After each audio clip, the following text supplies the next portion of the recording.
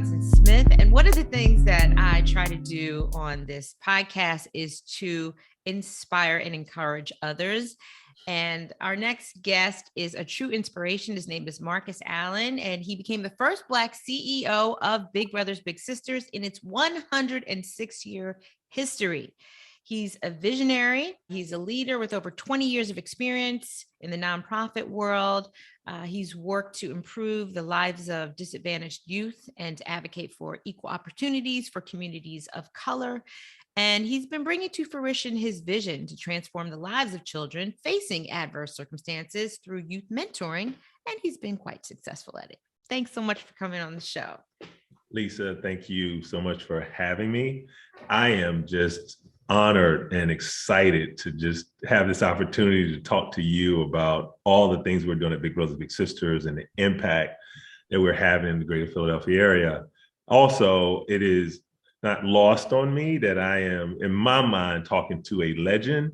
And I don't mean that to make you sound old, because you're not, but like the work that you did and you and I have talked about this before at BET, particularly Teen Summit, and just the impact you have had on kids around the country, particularly kids who look like me.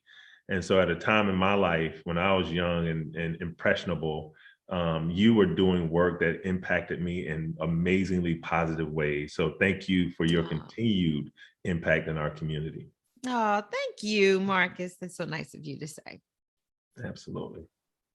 All right. So you have accomplished so many things in your career, and becoming the first Black CEO of Big Brothers Big Sisters in 2013, after its 106 years of being in existence, is monumental. But it makes me ask the question, why has it taken so long? Why do you think it's taken so long? Well, I think just about every industry can ask that question, right? I mean, across the board, we're seeing every day, people of color, minorities saying they're the first this in the organization's history, where they're the first that in the corporation's history. Says a lot, right? It says, you would think over 106 years, they could have found one person, not before they found me, way before they found me. Right. But, I think it is also a testament to the people who hired me, who were very intentional about wanting to make sure that not that they wanted to hire a person of color, but they wanted to give candidates of color a real shot at the job, right? At the end of the day, I still believe that you should hire the best suited person for the job. But as you are looking at criteria, don't underestimate the value of diversity, inclusion, and equity, right? Like those should factor into who's the best for the job, because you want to understand a leader is all of their life experiences. And as a Black leader, I'd like to say that, because of my experiences, it has made me the best leader that I can be, right? It is the resilience that I've had to show over my entire lifetime, the obstacles, the challenges, all of that stuff has made me who I am today. And many others are the same way. And so now I like to think that our country is moving in a direction that is not just about X's and O's. It's not just about, did you attend an Ivy League school? Do you have, 6 years of post-grad education? Like, what is that person's lived experience, right? And how can that help them be successful in the job? And that's part of what I think makes you so passionate about what you do, is because of your journey. And I want to talk more about that too. You didn't have the storybook childhood. You've talked about how you were homeless at some point growing up as a child. How do you go from that to now being the CEO of this organization? Talk a little bit about your childhood. With prayer. That's a good one. Yeah. And I mean that, like I said it kind of flippantly, but my grandmother, one of the things she always did that I remember about her was that she always prayed for me. Always prayed for me. Always was, had us involved in church. And so no matter how tough things got as I was growing up, as you know, Lisa, I grew up single parent family. My mom trying to raise me and my brother and sister. Had a lot of challenges with violence that was surrounding us, abject poverty, episodes of homelessness, just amazing challenges and obstacles that, and opportunities that we had to overcome. Well, And I'm sorry, Marcus, what did that look like? Because for the people who are listening who, you know, many people talk about how they grew up in poverty. What did that look like for you on a day-to-day basis? Did that mean you were living in shelters? You were living on the street? I mean, right. walk me through a day in the life of Marcus Allen as a kid. Yeah, so I would say early on as a kid, right? Say before the age of 5 or 6, what that looked like was couch surfing, sleeping on the couches of relatives. I remember one time my mom had to leave me with this white guy, I forget his name, and that was weird for the time because this was the '70s in Atlanta in the projects, and Hmm. here it is, my mom was leaving her son with a white man. And these days we see all the things that happen with kids. So that was a risk in and of itself. But like I understand that sometimes parents got to do what they got to do to just try to survive. And I think my mom was doing the best that she knew how to do. But what it would look like on a daily basis was me and my mom going around to people that we know begging for food. Like my mom, there was times that you asked my mom that we went hungry, that we may not eat on certain days, right? My mom never graduated from high school, right? So she didn't have an education. It was the '70s. There was a lot of challenges for Black folks during that time. And my mom was trying to make something in Atlanta where there weren't a lot of people that loved us in Atlanta. Hmm. And so my mom was trying to do whatever she could to try to survive. And a lot of what I'm telling you is not just from my recollection, it's more of what my mom told me. Because if I'm honest, if I was trying to remember back, I don't remember the bad things about growing up Hmm.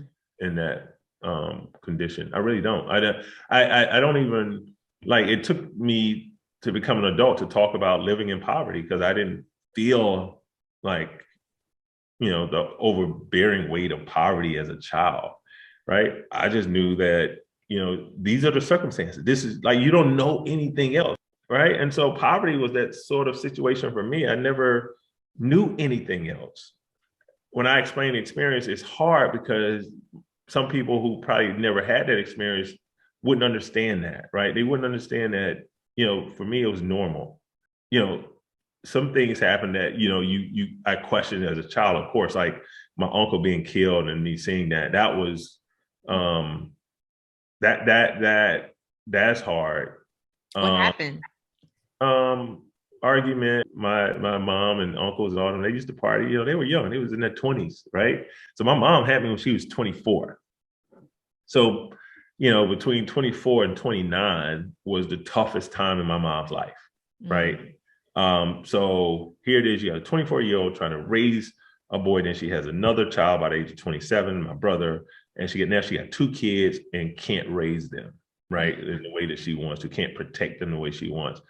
But she's also a young adult herself, and the people around her, the element around her wasn't the best element, right? And so arguments would break out all the time.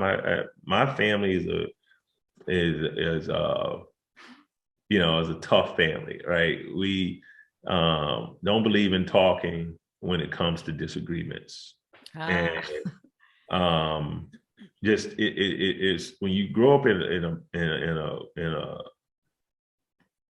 environment where things are toxic turvy, when you don't know where your next meal is coming from, like that's really where you create crabs in a basket, even within family, particularly within family. Yes.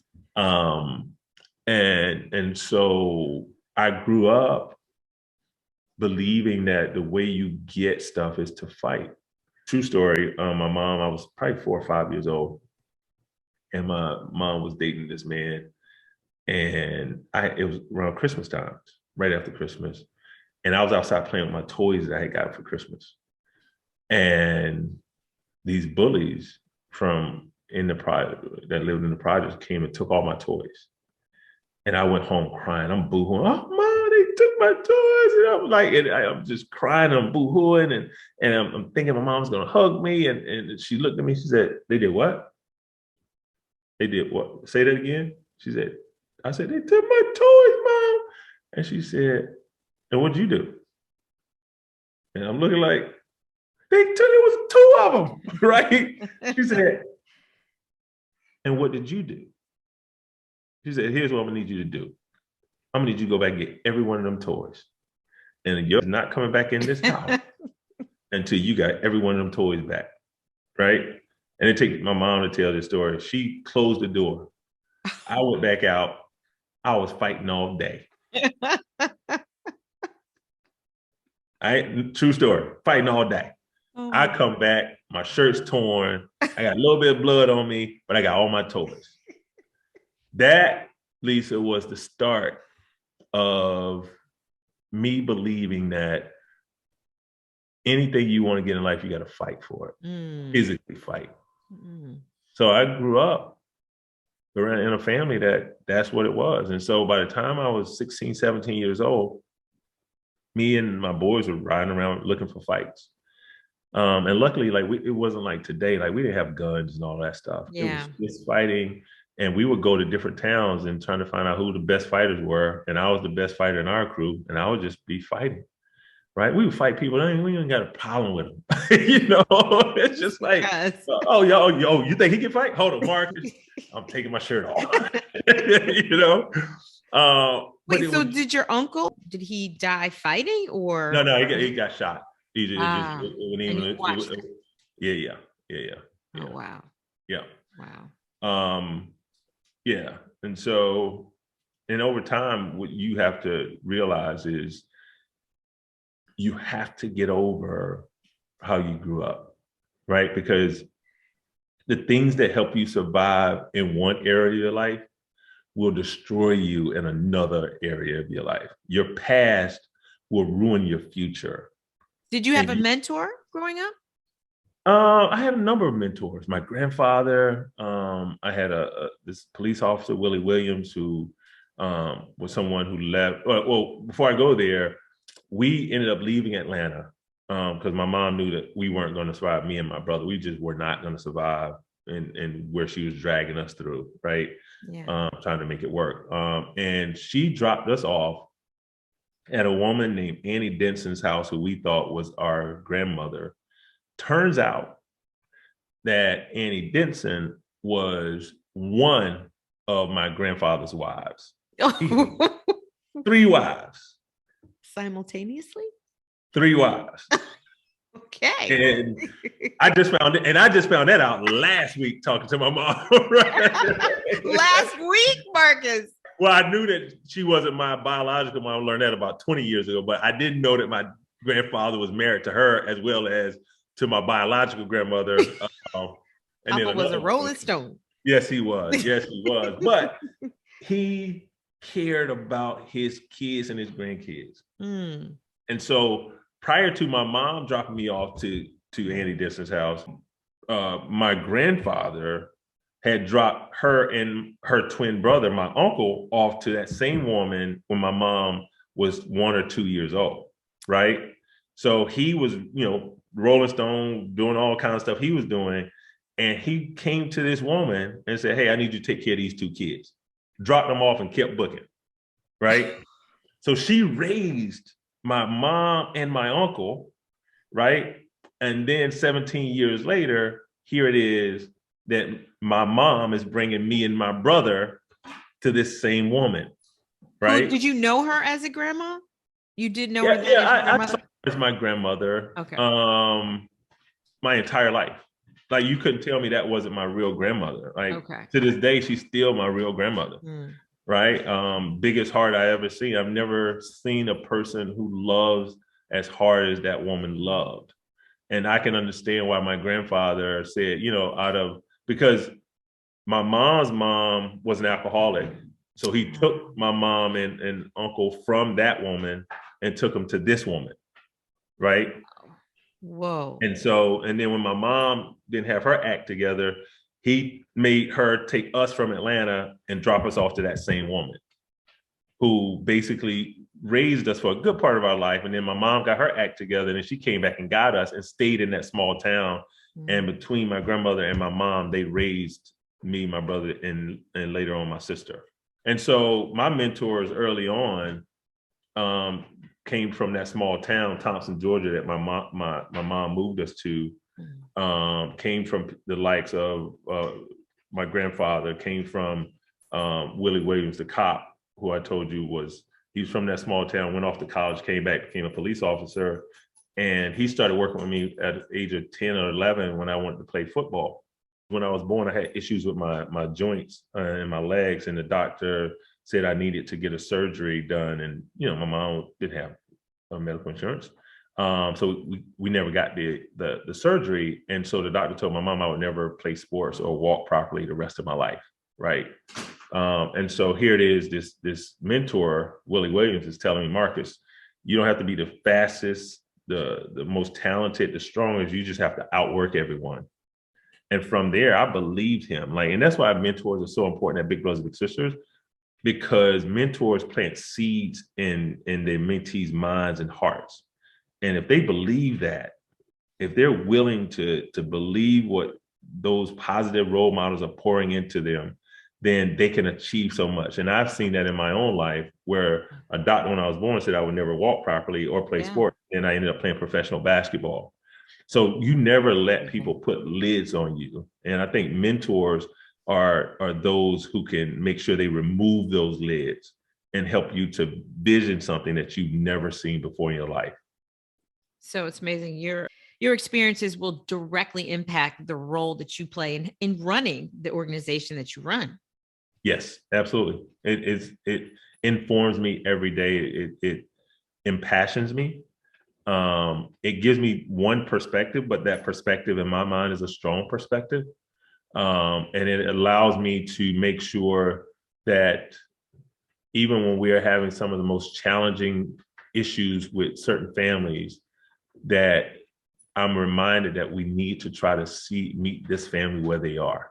We need to see it how they see it, and then try to help elevate them to something that works for them in their situation. Well, you've been with Big Brothers Big Sisters for 8 years now, and you decided to raise money in a really interesting kind of way. You're not an avid cycler, but you cycled. But talk to me about Miles for Mentoring, because it was just absolutely insane to me. As it was to a lot of people that I didn't know it would be. But yes, I would not call myself an avid cyclist. I'm an athlete, not a cyclist. But I went on this journey about 8 years ago, saying that I wanted to live, to thrive in life. I wanted to create moments that just make me feel alive. And what works for me is when someone says I can't do something, I perk up. That's it for me. Because now I got to do it, and it's going to make me feel awesome. And so then I started thinking, well, why do I have to wait on that? Because then that means other people are in control of my life. I want to control my life. So then I started to, challenge myself. And I said, you know what? No one is ever going to have higher expectations of me than I have of myself. So then I started and it happened and I can't say I planned this. It happened kind of out of the blue, where someone was going to run into Broad Street Run, and they asked me to run with them. And I said, you know what? I'm sorry, I can't because of my knees, and I'm making all these excuses. And I was like, and as soon as it came out of my mouth, I felt bad. I was like, who am I? I don't make excuses. That just didn't feel good to me. So I made a point. I told the person, I said, you know what I'm going to do? I said, I'm going to run a mile every day for an entire year. So I waited till January 1st, and I ran a mile every day for 365 days. And then after I did, I said, man, I had to do something else. So then the next year, and I said, you know, what could I do? What could I do? I said, I'm a sugar addict. I'm addicted to sugar. And I said, don't tell on yourself. I said, well, what would it look like for me not to do sugar for an entire year? So I made it a point that I was going to give up sugar. Cold Now, turkey. cold turkey. Never Cold turkey. cheated. Well, I ain't gonna say that. I cheated about 4 times during the year, right? Okay. I ended up losing 27 pounds just from not doing sugar. Yeah. And then the next year, someone was doing this Dance with Stars thing, fundraiser. I trained for that. I won that. Did you? Yeah. Where The was year after that, this? it was at the ballroom in Philly. You got some skills? Listen, when I was growing up, I did a little pop locking, I was into hip hop culture. I told you I watched BT and T Summit. You could watch that and not dance, sing, or do something, right? With music. But yeah, I was 6'7", skinny dude out here trying to dance. But yeah, I actually won the competition. And then after that, I boxed in front of 3,000 people. Never boxed before. I told you I used to fight all the time, but I never took training for boxing. Okay, wait. You boxed in front of 3,000 people in what type of forum? It was at the Leocore Center, and we turned it into a charity event with the Urban League of Philadelphia. And so I said, all right, I'll fight. And they had this guy, he's a chiropractor, but he had 20 years experience boxing, okay. Right? Mm-hmm. And they was like, Marcus, like, you've never boxed before. I said, I got 3 months to train. I trained for 3 months hard. And when I tell you, it was the scariest thing I've ever done in my life, right? And true story. So I'm at the arena. My trainer and I are waiting for the fight to start. So we're seeing all these other fights and people get knocked out. I mean, knocked out cold. And I'm looking at that, and my trainer looks at me. He said, Marcus, I'm gonna need you to stay calm. He said, because the worst thing a fighter does is they let their adrenaline start pumping and your muscles tighten up. Uh-huh. And bad, right? And so I'm trying to stay loose, and he's telling jokes and all that stuff. And the guy that I'm going to fight comes over, big white boy, bald head. He doesn't even look at me. He goes straight to my trainer and shakes my trainer's hand, right? Mm-hmm. And then he walks away. And my trainer looks at me and says, wow, he's strong. I was like, I don't need to hear that, right? Like, what are you doing, dude? Like, and so now I'm really messed up in the head. Like, oh my God. And I got a whole lot of friends, and my employees are there to watch me fight, right? Long story short, I ended up winning the fight. I knocked the guy out 3 times. I won the fight. And it was felt great, right? It's like this exhilaration. So as soon as you do something, you're like, what's the next thing? And one of the things that I've always done is I always tell people I'm gonna do stuff, not because I'm bragging. I tell them for accountability, right? Because once I tell you I'm gonna do something, then in my head, I gotta do it, no matter how hard. Like I'm a commitment guy. Like if I say I'm gonna commit to this, I gotta do it, right? And so about a year ago, I was just like, you know what? I bought a bike, and I'm just riding my bike like for fun. And I see these people, about 25 people in these jerseys, young people. And they come over and they start talking. I said, what are you guys doing? They said, well, we're from New York. We rode our bikes down from New York, and we're training, but we're going to do this Black Lives Matter ride from New York to DC. And then we're going to meet up with Al Sharpton for that big march that Al Sharpton did last summer, right? Mm-hmm. Not this past summer, in 2020. And I said, oh, that's awesome. And I said, I'm going to follow you guys. What's your Instagram handle? I'm like the young people, I'm like asking for handles. I don't ask for phone numbers anymore. And so they give me their handles, and I'm following these kids for like a whole couple weeks. And then I was like, you know what? I'm going to do this. I'm going to ride with them. And so I tell my girlfriend at the time, I say, listen, I want to ride with these cats, and I need you to take me to New York.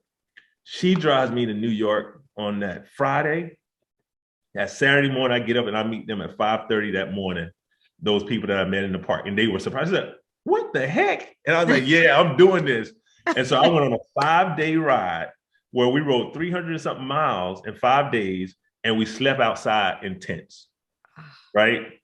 And so I finished that ride, and I'm in my head, I was like, I think I can do a cross-country ride. I was like, if I do 300 miles, why can't I do 3,500 miles? So then, and actually, and what did it for me was when we were finishing the ride in DC, this older white guy comes up on this bike that it looks like one of those old time bikes, and got like bags on the side and bags in the front. And I was like, yo, what's up? He said, can I ride with you guys to the Capitol? I said, absolutely, join us. And so I'm talking to the guy, and he's like, yeah, I rode my bike from San Antonio, Texas. What? I don't He want to said, drive from Texas. right. And he's just like, I was like, why? He said it was my birthday and I turned 69. Oh my gosh. So he timed it so that he would get to DC the day of his birthday. And he did it by himself. Okay, that's incredible. Nobody with him. And so I'm looking at that. I was like, man, that's amazing. And so I get back and I start talking about it a little bit. And I go to my boy, Gary Jonas. I said, Gary, we got to do a cross-country bike ride. And he said, Marcus, I've been wanting to do that forever. I said, okay, we're doing it. Then I just start telling everybody that I'm doing a cross-country bike ride. I ain't had no plan. I didn't know like where we were going to start. I don't know what part of the country do you start in. I had nothing, Lisa, nothing. And we started putting stuff together and we came up with this plan. And here's the thing, similar to leadership, we're putting this plan together and then what we plan goes wrong. We decided we were going to ride with America by Bike, which is a company that does this with about 50 to 100 people every year for 20 years. They do a cross-country bike ride and then they do certain parts of the country too. So we connect, I call them, we connect with them. So we're telling them, okay, we'll pay, we'll be a part of you guys' ride. 2 months before we're supposed to leave, no, 3 months before we're supposed to leave, America by Bike sends everybody an email saying we're not going to be able to do it this year because we can't guarantee the experience because it's in the middle of COVID and they were like certain states and are not giving out licenses and the hotels may not be what they used to be and all of that stuff. So they cancel the trip. And I'm like, I can't cancel. I told everybody that I'm doing a cross-country bike ride. I got it, and I've been training for a whole year, right? Right. So me and Gary and the guys get together, and we come up with a plan. And we decide we're going to fly out to San Francisco, June 5th, and we're going to ride our bikes. We're going to dip our rear wheel of our bikes in the Pacific Ocean, and we're going to ride our bikes for the next 50 days and get to Atlantic City on July 23rd to dip our front wheel into the Atlantic Ocean. And that's what we did. And we scheduled our hotels. We knew how many miles we were doing, what our elevation was going to be every day. And we went about our business. And when I tell you, it was the toughest, one of the toughest outside of the box and things I've ever done on a day-to-day basis. The first 3 days, I wanted to quit. I ain't gonna lie. First 3 days, I was just like, I couldn't get my breath. We're in San Francisco. So San Francisco is hilly itself. So the first day, I'm just like, man, so when does this get easier? Like, what have I done? Right. The first day, I'm done. Right. And the guys all are betting against me because they're just like, Marcus, we can't see how you're going to get 270 pounds over the Colorado Rockies. Right. I said, I can't see after the first day how I'm going to get over that hill that we got. Right. It's really dangerous too. Very dangerous. We went through I think it was I-75 or I-80, one of those big interstates coming out of California going into Nevada. We had to ride a good portion of our trip on the interstate. And so there was times when the shoulder was probably, and I'm not exaggerating, probably 36 inches to 40 inches wide. And these huge trucks, rigs, 18-wheelers are just flying past us. And then they're blowing their horns before they get right up on us because they're mad that we're out on the interstate riding our bikes, but they don't know we're doing a cross-country bike ride. They think like, what are these idiots doing? But there was no way for us to get through some of those mountains other than going on the interstate. And you had a close call, right? Yeah, I almost lost my life once or twice. There was one that was funny though, when we were coming out of Lake Tahoe and we were going up this mountain, and it's June, it's hot, so I'm like, oh man, I'm sweating, it's hot out here. I got my short biker shorts on and I got my short shirt on, and as we're going through Lake Tahoe, we're approaching the mountain that we have to go over. I started looking. I said, this is so beautiful. Look at that sky. Look at those mountains. Oh snap! They got snow cap on the top of those mountains. Man, it must be cold up there. Not thinking we got to go over one of those mountains, right? So we started going up this mountain. I mean, it was tough. I mean, like we were just grinding up the mountain, grinding. Take a break after an hour, grind some more, take a break after an hour. So we getting close to the top. So we stopped, take pictures, snow cap. And I'm like, oh man, it's getting cold. Then I'm looking at the guys and they all got, like, they done brought, like, they prepared. Like, remember, I'm not a cyclist, so I don't know all this stuff. They didn't tell me, like, and I, you know, I ain't gonna lie, I cussed them out a little bit. Cause I was like, man, y'all didn't tell me all the stuff I needed to know, right? So we're getting to the top. John got his gloves on. He got gloves on top of gloves. He got his nice biker jacket on. Like, and Gary got his stuff on. And I just got my little gloves with the fingers out on the front. I'm freezing, right? We get to the top. I'm just trembling. I'm trembling. It's like, all right, well, the good thing about it is going down is going to be so fast and so fun, right? So we start going down the hill. I'm going 45, 50 miles an hour, flying down the hill. Oh my bike is trembling. Now my hands are frozen. My lips are purple. And I can't control my bike. And I'm going 45, 50 miles an hour. Oh. And we're going around the, the curves on the mountain. And they're behind me. They let me go first because I love to go fast, right? Because I didn't understand. I don't respect at that time. I don't respect the road, right? I'm like, I'm a kid again. I am zooming, even though I'm freezing. Mm-hmm. So we get to the bottom of the hill, and then they catch up with me, and they said, "Man, we thought you were gonna like go off the side of the mountain." I said, "Man, it was fun." They said, "When your bike is shaking a lot, Marcus, when you're riding down the hill, or when you're going that fast, you're supposed to close your knees close together to grab the frame of the bike, and that helps with your bike not shaking." And I said, "So now you tell me. You didn't tell me I was gonna need a jacket and all this winter gear before we started. You didn't tell me I need to grip my knees together to hold the frame of the bike." So as we continued the trip, they would give me more knowledge. So where I almost lost my life was we were in Ohio, and we're going down another hill. We're going, it's a less steep hill, probably going 30, 35 miles an hour. And as we're about to go down the hill, it starts raining. I mean, it's raining so hard that the raindrops hurt your skin when they hit your skin, right? And it's hard. And in a matter of minutes, the water was at least 2 or 3 inches off the ground. Now, that may not sound like much, but guess what? It's a lot when you're a cyclist and you can't see the surface. Because when you're riding a bike, you always want to be looking dead in front of you to make sure you're not going into any grooves, any bumps, anything that could throw you over.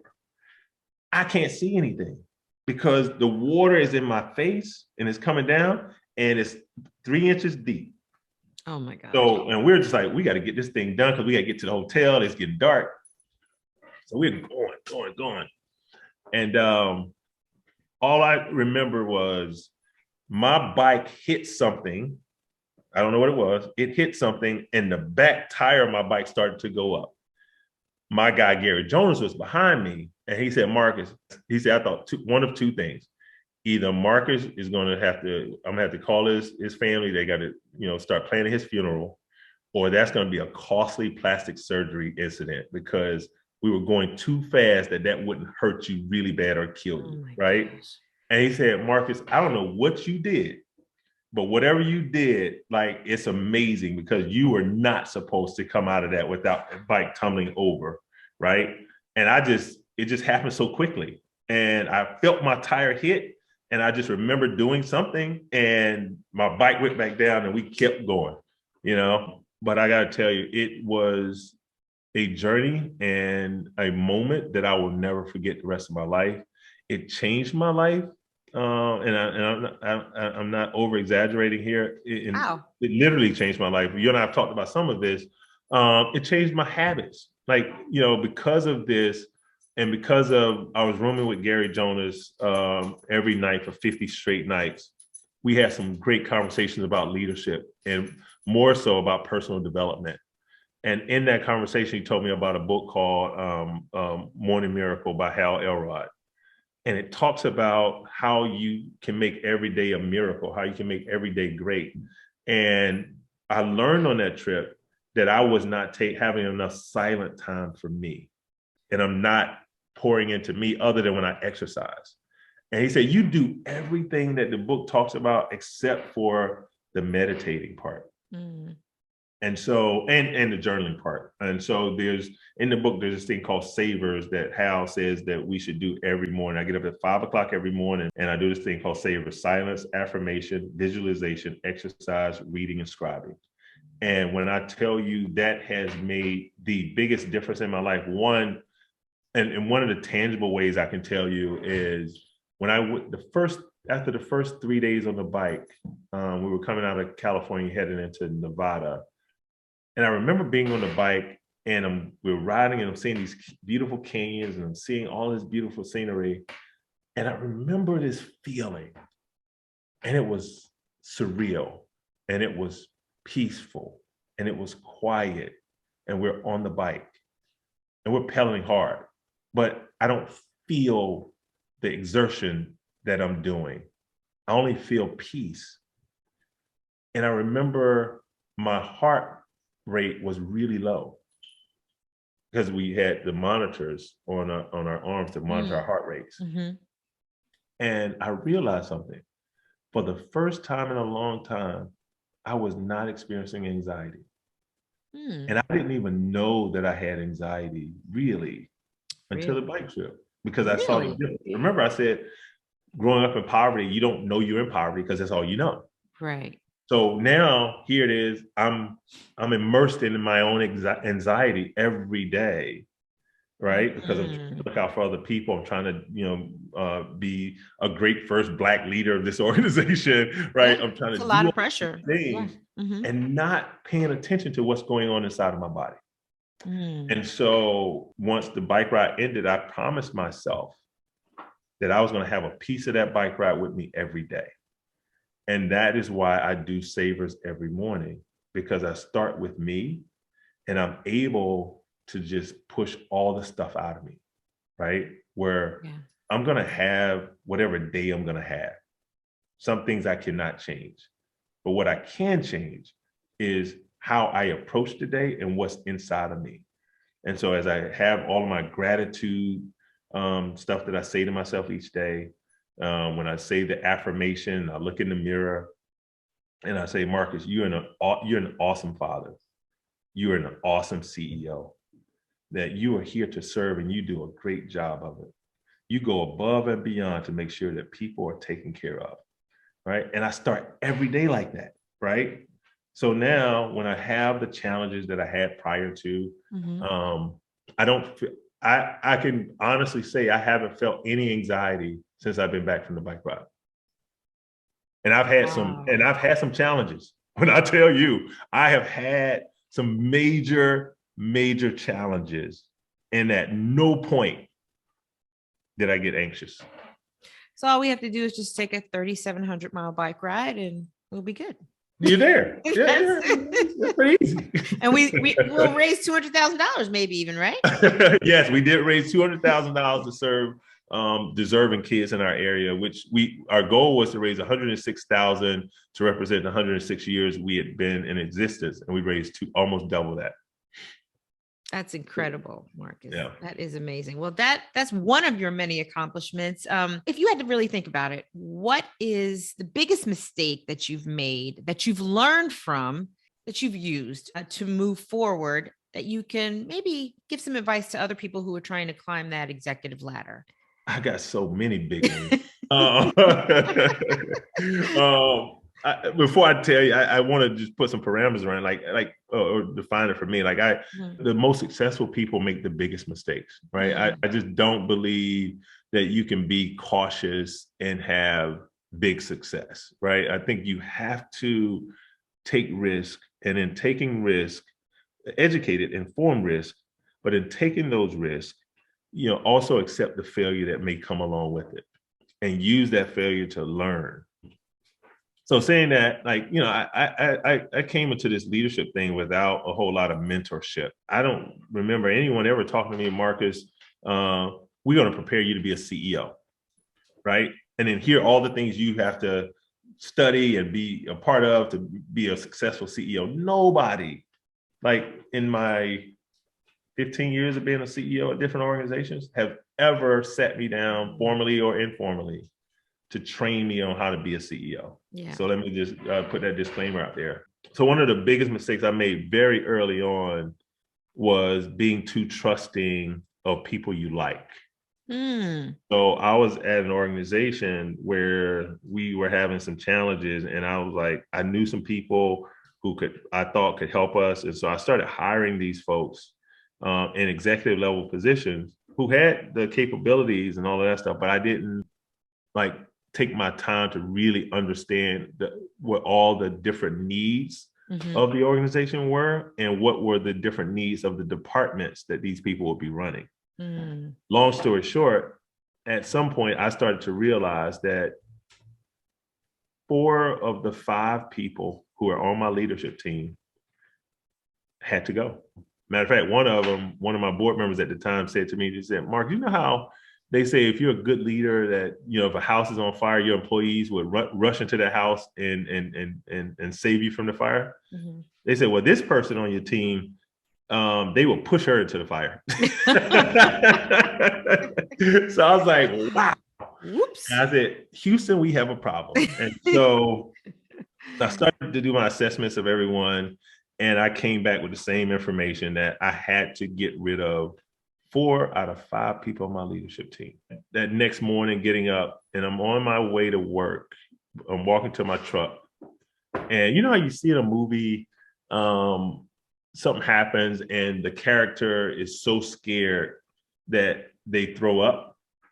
And I could never understand it because I can count on one finger how many times I've thrown up my entire life. Like I'm not a throw up person. Like I can't do it. It just don't look like I can't do it. At least I didn't think I could do it. And so I'm walking to my truck and I just bend over and I almost throw up. No. And I was like, where is that coming from? Like, my God. And I thought about it. I was like, because I got to fire these 4 friends of mine today. I called them into my office and I gave it to them very straight, no smiles, get straight to it, do it with dignity, give them the respect, but by no means flinch, right? Because this has to happen. And what I learned from that incident was you can never fire the wrong person too fast. It has never happened in the history of the world that you fire the wrong person too fast. And also make sure you're always upfront with your team and your staff. When they are not producing, when they are not performing up to speed, don't wait on that. Go talk to them as soon as you see it. Any red flag, right? Don't give them the benefit of the doubt, because the more time you let pass, it's not fair to them because you're not helping them to become the leaders that you know that they can become. And that lesson, I never forget it. I relive it in my mind each and every time I'm dealing with situations with people, right? I've even got to the point where I'll see a leader who's about to make a mistake. And now I can say, I'm gonna let them make that mistake because there's theory, there's knowledge, and there's mastery. The best way for a person to learn is through mastery. And the only way you learn mastery is through doing. And so there are some mistakes I allow leaders to make because that mistake is going to teach them way more than I can ever teach them, right? But then there's others you look at, you say, okay, now let me help this person because I don't know that they need to make that mistake, right? Because that mistake also could cost the company more than I'm willing to give up right now. Yeah. And let's just real quick talk about Big Brothers Big Sisters. You've implemented some programs. How can people get involved, and what is the commitment like for those who don't really know too much about it? So, Big Brothers Big Sisters, our mission is to create and support one-to-one mentoring relationships that ignite the power and promise of youth. And for over 106 years, we've been finding caring, compassionate adults to do this, right? To help, young people realize their potential. Like we're not here to create potential in young folks. We can't do that, right? They're born with it. But we can find adults who are willing to walk humbly beside these youth or even behind them as they're navigating life's challenges and situations. One of the biggest challenges we have is recruiting people to be bigs. Not that we don't have a lot of volunteers who want to sign up, but we don't have a lot of volunteers. Like say, most of our kids come from North Philly, West Philly, Mantua, Norristown, Chester, Camden. Most of the bigs who sign up to be bigs in our program, or volunteers who sign up to be bigs, they don't live there. Yet the research tells us that in order for a one-to-one relationship to really last in the community, you want to make sure that there's close proximity between the big and the little, so the big doesn't have that burden of always having to travel far to see and spend time with that little. Yeah. So my biggest challenge now is recruiting volunteers from those target areas where we have kids who need those services. And I say this all the time, we have so many amazing people who live in those communities. And we at Big Brothers Big Sisters, we have to figure out, how do we put our value proposition in front of those people to say, this is a great place for you to spend your time where you want to volunteer. Because there's a notion in our community, particularly our low income community, that Black folks, particularly Black men, don't give back with their time. And I reject that notion, because I know so many of those Black men who they may not formally volunteer with Big Brothers Big Sisters, because they may not even feel like they're welcome, to be honest with you. But they will go out and take a kid to a baseball game, spend time with kids in the park playing and doing informal mentoring.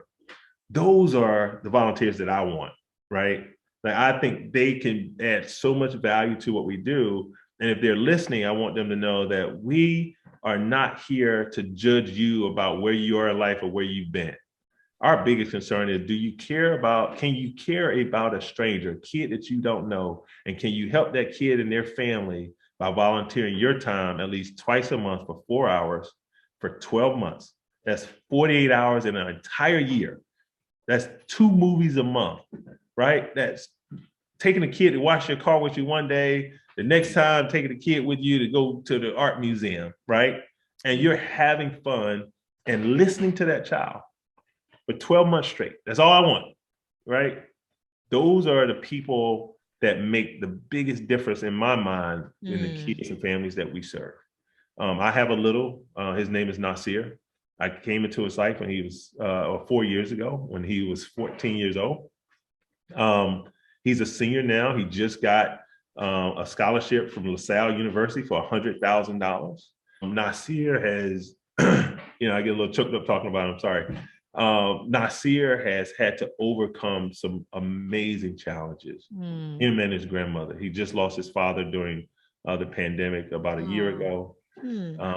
And he's just things that is not his fault has happened to him, and he has persevered nonetheless. That's what Big Brothers Big Sisters means to me. Like, how can we make sure that we help to make sure these kids don't believe the negative stuff that society tries to tell them about themselves, that they don't get their visions of who they can be, their dreams cut short because of someone else that didn't get their dream or was too scared to pursue it, right? That is not what we want for our kids. What we want for our kids is volunteers who are willing to listen to them and willing to help shape what I believe every kid has, which is greatness, that it just needs to be manifested and revealed. And so Big Brothers Big Sisters does that and so much more, I believe, for our kids and families. That's awesome. Well, Marcus, what is next for you? Something with serving, I would imagine. I don't know. I just feel like the world is my oyster. I still see myself through my 12-year-old lenses. Right. I fight to see the world the way I saw it as a kid. Right. And not to get jaded by all the stuff that we have to do as adults and all the stuff we have to see and hear. And before you know it, like, we are just as cynical as our parents or the people that we used to talk about. Right. Yeah. I fight against that. I want to keep my mind malleable in terms of flexible and adaptable.